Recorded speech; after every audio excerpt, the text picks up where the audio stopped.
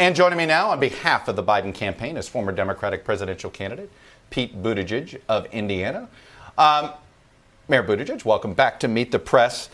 Let me start with the following sort of assumption here, which is it certainly appears to me that the Democratic campaign coming out of this convention in some ways is very similar to the Democratic campaign that came out of 2016. It's a campaign that is focused on Donald Trump's character, Donald Trump the person, less on policies that the Democratic Party is going to be pushing. Why do you think you'll win a character campaign this time when the Democratic ticket did not win that campaign 4 years ago? Well, it's simple. Donald Trump has been president for 4 years, and America is very obviously not better off than we were 4 years ago.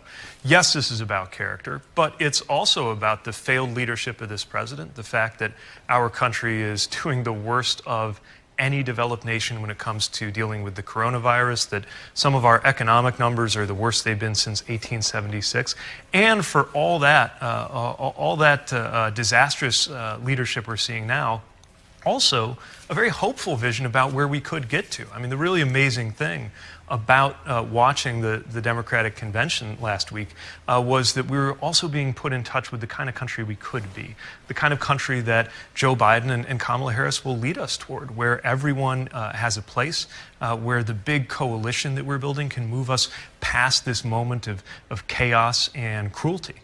And I think all of that adds up to the simple fact that the center of gravity of the American people is very much on our side right now. Well, look, where this ticket is right now and the messaging of it, here's what candidate Pete Buttigieg said about 9 months ago. Take a listen. So this is no time to get caught up in reliving arguments from before. The less 2020 resembles 2016 in our party, the better. Vice President Biden has been talking about the idea that we can't afford to take a risk on somebody new. But I believe history has shown us that we can't afford to take the risk of falling back on the familiar.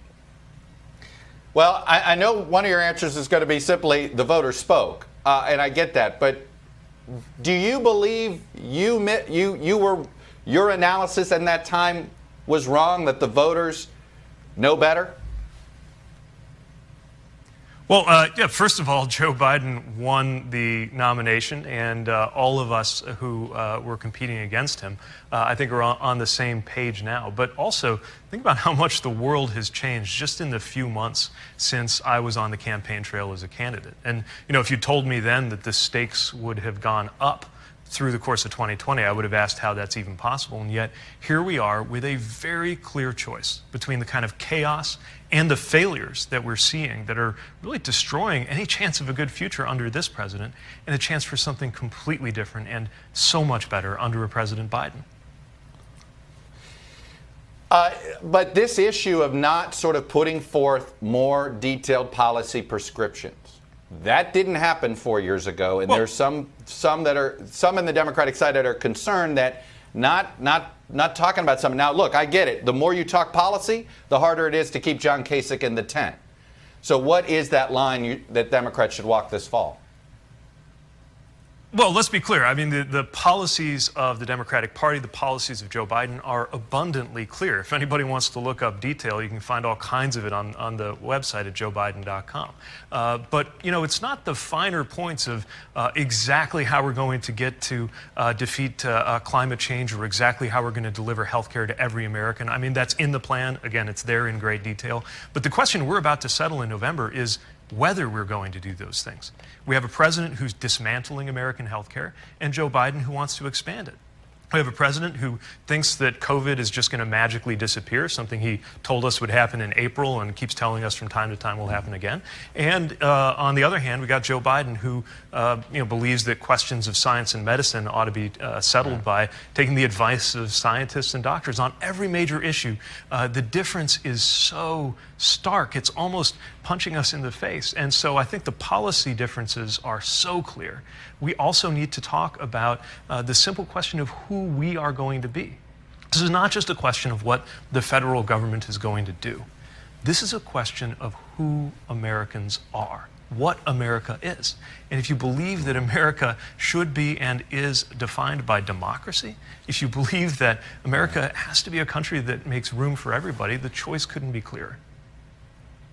Look, I get the messaging you're trying to do. A lot of times, though, the economy can can end up overpowering all of those other issues. The president in our poll leads Joe Biden on the economy by 10 points. Does Joe Biden have to close that gap to win this election, or do you think that the future of democracy issue that I think you guys have made a very compelling case about can trump that? Well, I think all of these issues are live, but let's look at the economy. Look, the president's not good at much, but he is very good at taking credit for having rode the tail end of the Obama-Biden economic recovery. But even pre-pandemic, we were having a lot of trouble, especially in my part of the country, the industrial Midwest. Manufacturing was going into a recession. Now we are where we are. The economy is in such precarious shape, unprecedented unemployment numbers, unbelievable pain that people are experiencing, and because of the inaction of this White House, that's likely to get worse as we go into the fall. So if they want to battle on the economy, let's have that battle. But let's also remember that our democracy, our national character, and our ability to fight a deadly pandemic are all on the line, not to mention the fact that the United States also needs to restore our credibility around the world, something that's very important both for our security and, in my view, for democracy and other shared priorities around the world. Very quickly, as the former mayor of South Bend, I'm curious, I know you're a visiting fellow these days at the University of Notre Dame's campus. Do you think, if you were the mayor right now, would you want classes to be in person on camp? Would you want all those students coming into South Bend right now with this virus? You know, the university worked out a plan that was closely coordinated with local health officials, but already they're adapting and adjusting because of the reality on the ground. Look, around the country, because there hasn't been leadership in Washington from the White House, individual universities, individual school districts, counties, and cities have been left to figure out their own game plans and are doing their best. But the reality is we will not fully be able to return to anything like normal until we have a national strategy, a real one, for testing and actual leadership from Washington. And I'm afraid we're unlikely to get that as long as Donald Trump is in office.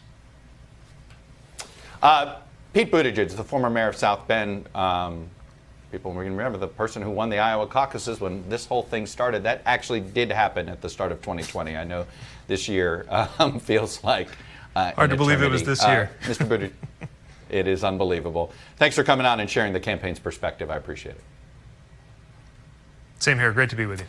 Hello from Washington. I'm Chuck Todd, and thanks for checking out the Meet the Press channel on YouTube.